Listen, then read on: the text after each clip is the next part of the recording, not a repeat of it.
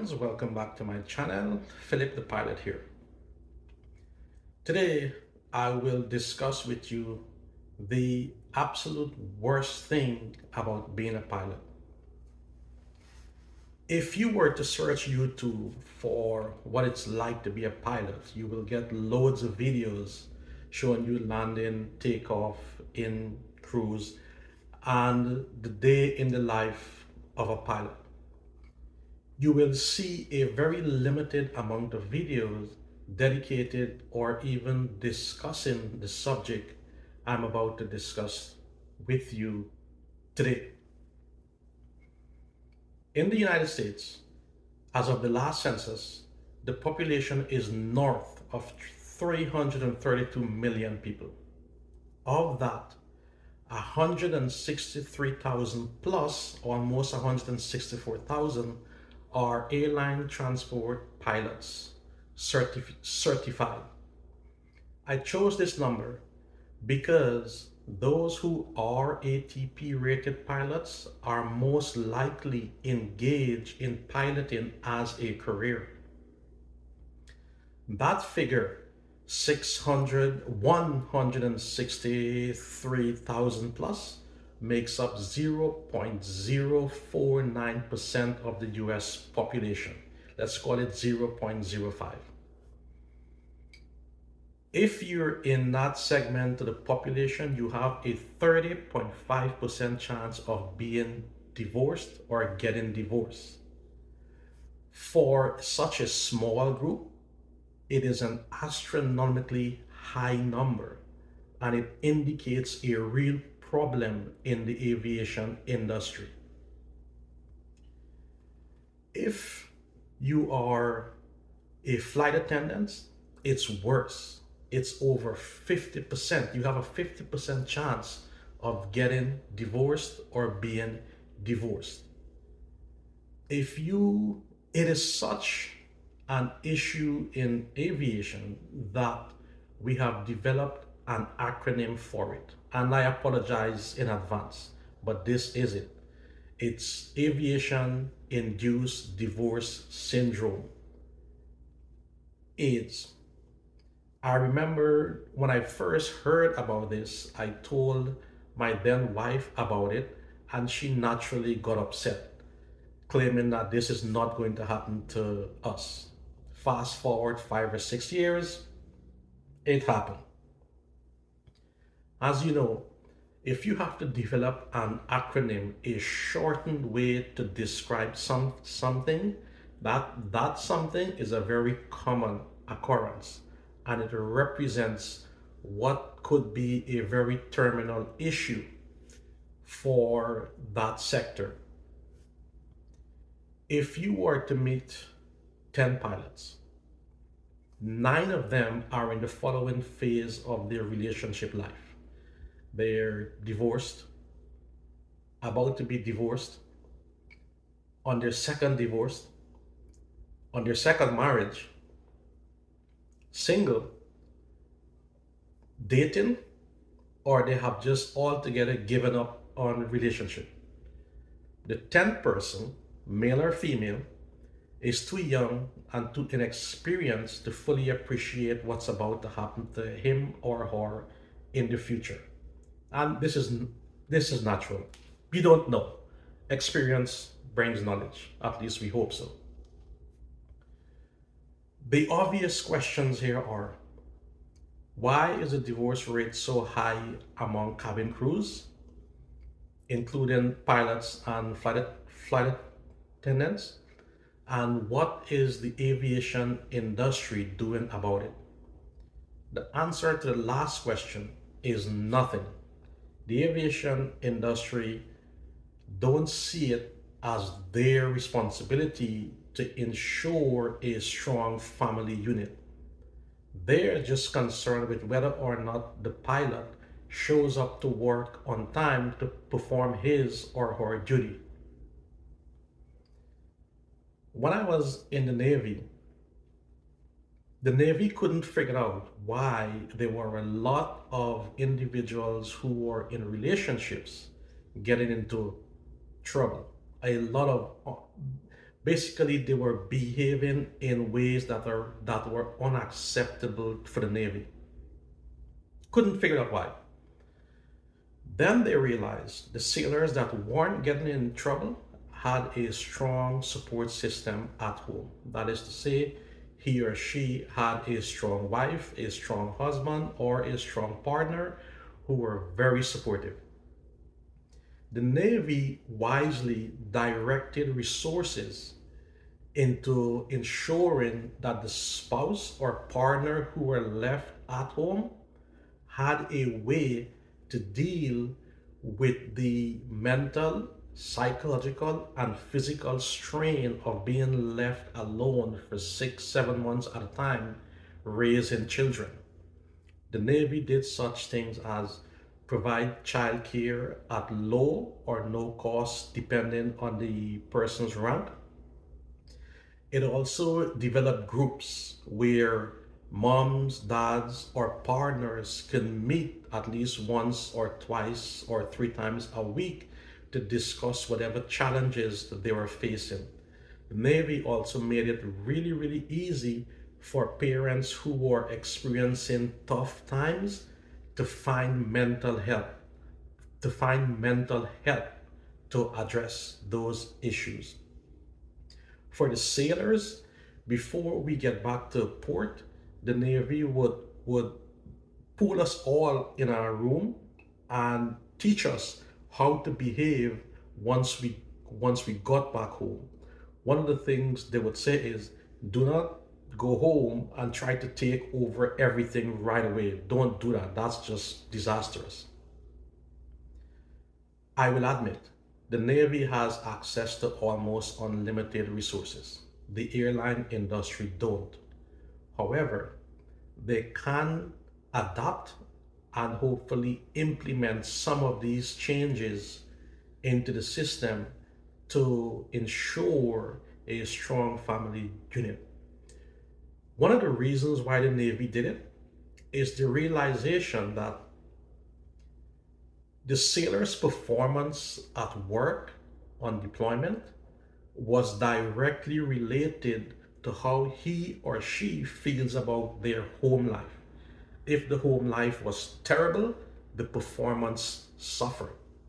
It's the same thing in the airlines, in the aviation sector. Sorry, you may have a pilot that's having a bad day. He or she may have a bad landing. He or she, for example, I was flying with a pilot once who was in the middle of a divorce, and we were in San Francisco. We were told to taxi one way, and he started turning right. I said, "Hey, what are you doing?" He goes, "Oh," he says, "No, no, no, no, no.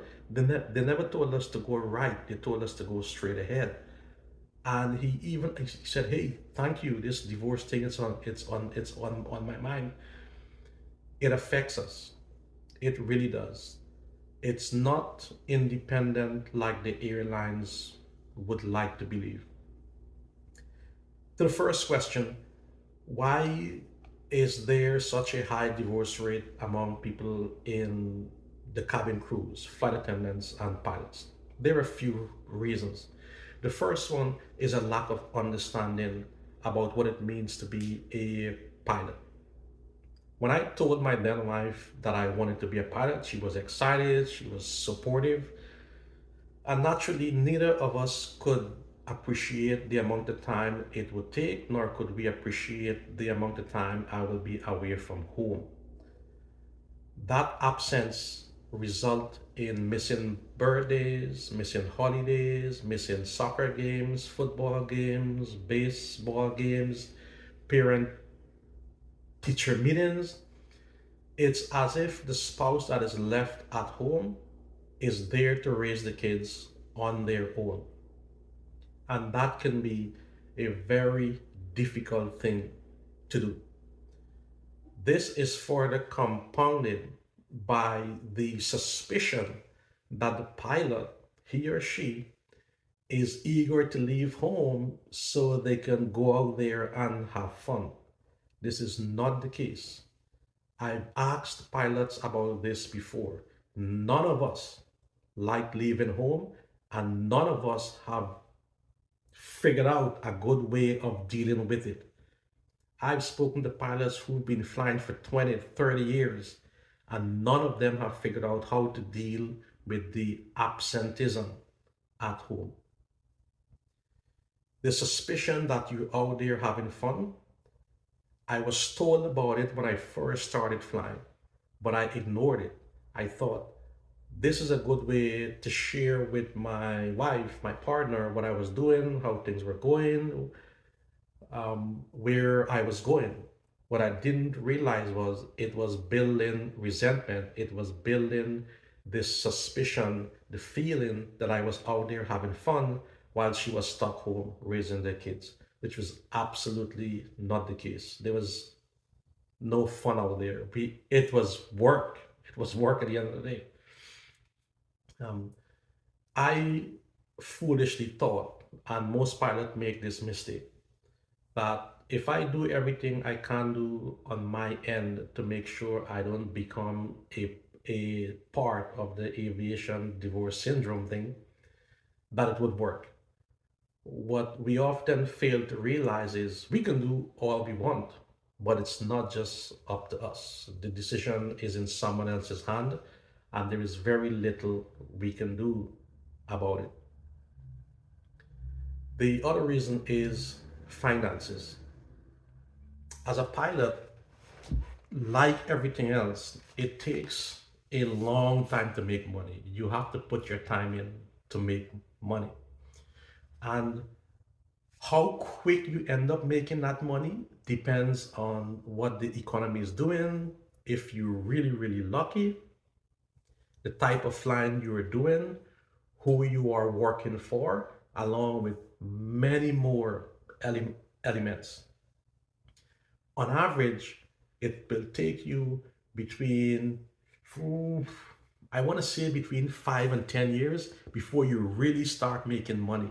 And when I say really start making money, I mean money where you're not just surviving life, but you actually living, where you can take a vacation, you want to buy a nice pair of shoes, you can do that, you can do these things. It's sort of a mini financial independence where you can do things without considering the opportunity cost of doing it. That will take anywhere between 5 and 10 years before you get there. You then have this situation where you're not at home, your spouse or partner is resentful because you are not there and it looks like you're having fun and you're not making any money. It's a recipe for fights, and it does result in a lot of fight. The situation develops to where it's a self-fulfilling prophecy, where at first the spouse who is left at home thought you couldn't wait to get away to go and have fun, to where because of the fights and the resentment, you actually now want to get away from each other just so you can avoid the fights. You now want to engage in what most psychologists call self isolation because that's where you feel safe. That's where you get away from the argument. That's where you get away from the guilt. At least that's what's happened. That's my experience anyway. I recall there were times when I didn't know how to say that hey, I'm leaving again. I'm terribly sorry. This is the job, to where I felt terrible having to leave to go to work. It was never easy, and it will never be easy for any pilots that are out there, and for those of you who are considering becoming pilots. What the about I don't know. I think it was like 2 months ago. We had a trip to Italy, and we had enough room to where I can bring my fiance with me on this trip. Prior to this trip, my fiance had a natural appreciation for the challenges of my job, of being a pilot. But after the trip, when she got to physically observe and even partake in the trip planning and getting the plane ready, going through customs, going to different countries, dealing with a technical issue involving the aircraft, she has acquired a greater appreciation for what I do. There is a difference between expecting something, thinking about something, and actually living the reality of that experience. She lived that reality, and it has allowed her to greatly understand what is it I do and why I do what I do. Um, and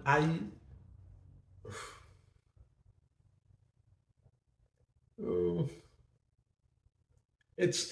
it's not an easy thing to be a pilot.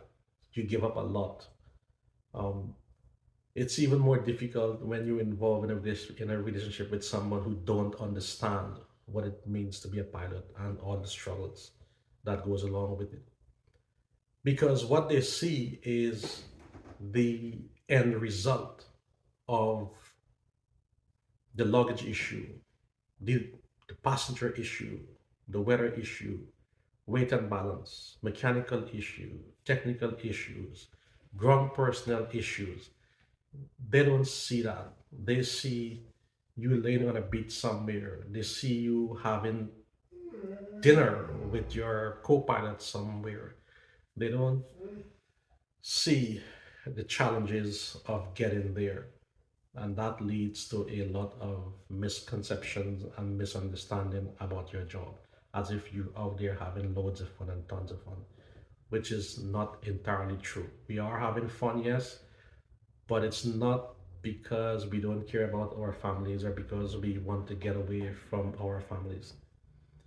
And the aviation sector in general don't see it as their issue to address, which is most unfortunate because pilots would be much happier if the airlines were to say something like, hey, on your next trip, why don't you bring your partner, your girlfriend, husband, boyfriend, whatever it is, fiance, whatever.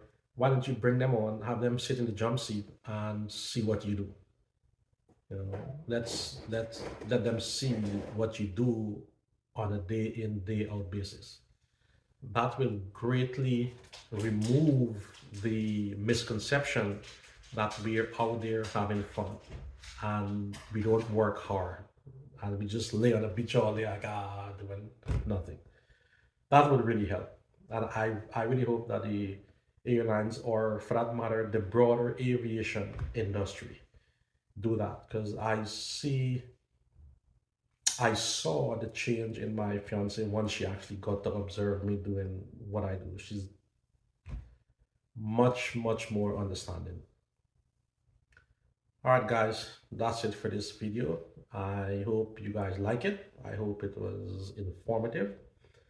And as always, if you guys have any comments or questions, or you would like to add anything to what I've said, please leave it below and I will respond to them.